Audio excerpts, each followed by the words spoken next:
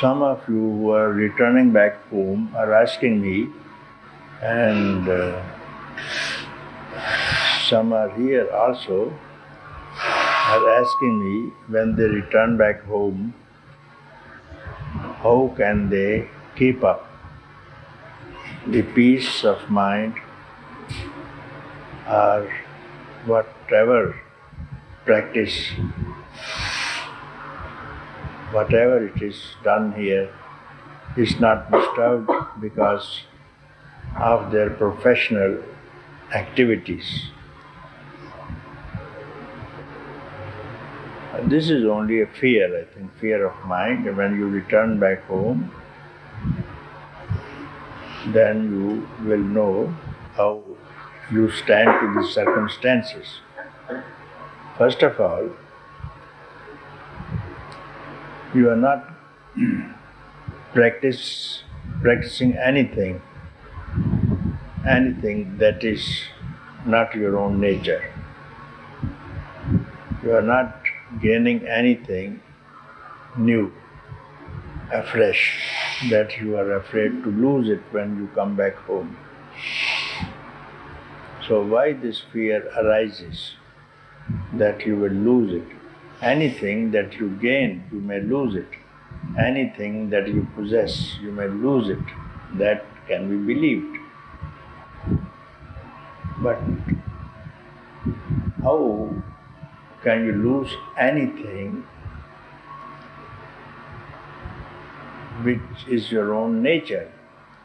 Anything which belongs to you, you may lose it. You may lose everything. You may lose wealth, all the belongings. You may lose. How can you lose your own self? You may lose everything. You may lose this world also, relations also. Your relation with the body also you may lose. How can you lose your own self? So, what's being done here only to apprise you of the fact that you are that which you always have been and which you would be. That you are again and again you are told to have firm conviction, not in the things which are transitory, which you have recently acquired from or heard that they belong to you. Prosperity, adversity, or anything that you possess, you see, they will vanish one day. They are not permanent. Some people are today prosperous, another day they become poor. So this is the way of life, and you can't change. Everybody who's born one day, he has to return somewhere, and you can't check it. Nobody can check it. So why to feel sad over these things which is not in your hand? Everybody who comes has to go. That which does not come does not go. So we are finding here which is this essence, which is this substratum through which we see, we perceive everything. When you see anything moving, there must be something which is not moving, which is permanent. Whatever you see, there must be something permanent on which it rotates. The earth moves. There must be something permanent on which even the earth rotates. You do not know. The earth is rotating, you do not know, because from the beginning we know, and we got so much acquainted with this rotation that we have become one with rotation, and we know it does not rotate. So like this we are fond of listening from people. We are dying. We have learned from this man is dead and that man will die. and we are suffering disease, old age, death.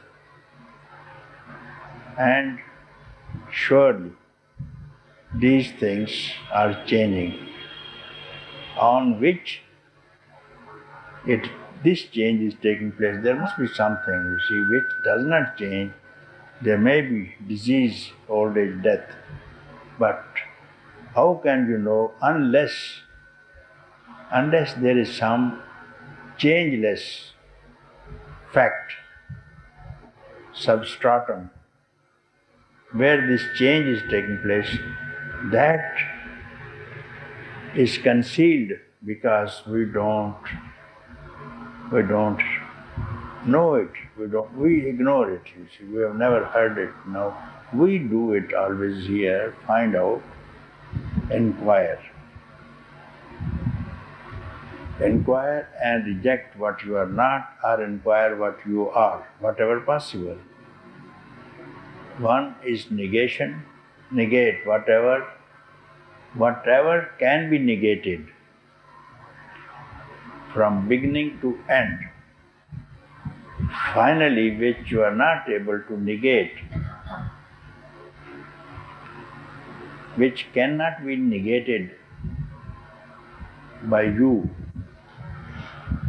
that is the place for you to do whatever you want. And you tell me what you can't negate, what you can't hold on to. Objects of the world that appear, disappear. If even you don't want to negate now, they will vanish one day, they will vanish. Childhood appeared, it vanished. Youth appeared, it will vanish. Old age, vanish. Body, vanish. Everything will vanish. What is not vanish? You see, that you are, you must identify yourself with that. How to do it? The easiest way is, here we deal with the easiest way, which does not involve any kind of practice, nor you need any mind to think about it, you see. So this is just inquire who really you are. This is inquiry which will finally lead you to goal, to your abode. You may even call it, people who are very fond of practices, let them call practice. Take it as a practice also, practice it. If you are fond of practice, then continue this practice. And if you call it contemplation, contemplate on this. And some people want to purify the mind. See, some schools, they lay great stress on purification of the mind. Let them call this the only way to purify the mind. You put it to test, you see. You just keep up this inquiry and tell me. Put it to practice right now. Put it to practice right now and tell me your mind is instantly purified or not. With other, you will purify the mind with the mind. How can it be possible? No, you came very soon? Well.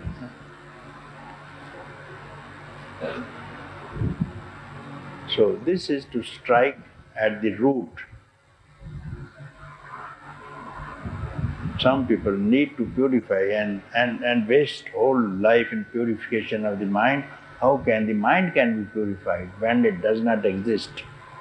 Has anybody seen a mind that it starts to purify it, first of all? Where is the mind? Where is the vessel to clean it? When the vessel is not there, how to clean it? So So leave alone all this cleanliness and purification. Straightway you come to this, and this is not a difficult method at all. So find out again and again.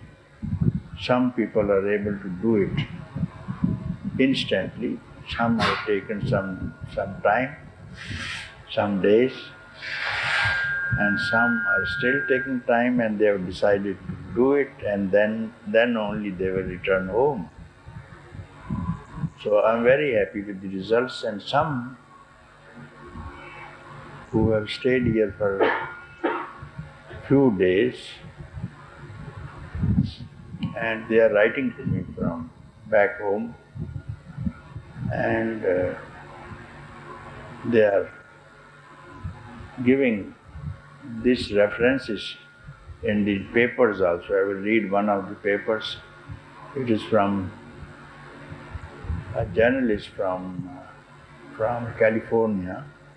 This woman, I don't remember now who she was. So this letter arrives last evening. I will read to you. So don't be afraid that you are getting anything new or any gain here. Only you have come to lose your ignorance, your darkness, through which you have not been seeing the things. Remove the darkness, you have come. And only you are seeing the light here, that's all. So that you don't make mistake. You see, in darkness you can make mistake. In ignorance, you can call snake for a rope, a river in the desert, on account of ignorance. So when this ignorance will be removed, you will see either rope or only sand. There is no river in the desert, because in the morning it was not there, in the evening it's not there. Why for a few hours in the noon time? So it may not be truth. So this is a reason. This is a reason. What appears and disappears, you should not have any relationship with it. Maybe even your own body. What's the good of that relationship which is not abiding? And what's abiding? You are left alone to find out. So what's not abiding, it's better not to touch it if you want to live a happy life. And if you want to try, and you have already tried to play with the snakes, and you have seen the result. And if these bites are pleasant, carry on. If not, be aware and find out what's a snake and what's a rope. That's all. That's only the advice of the sages. That's all.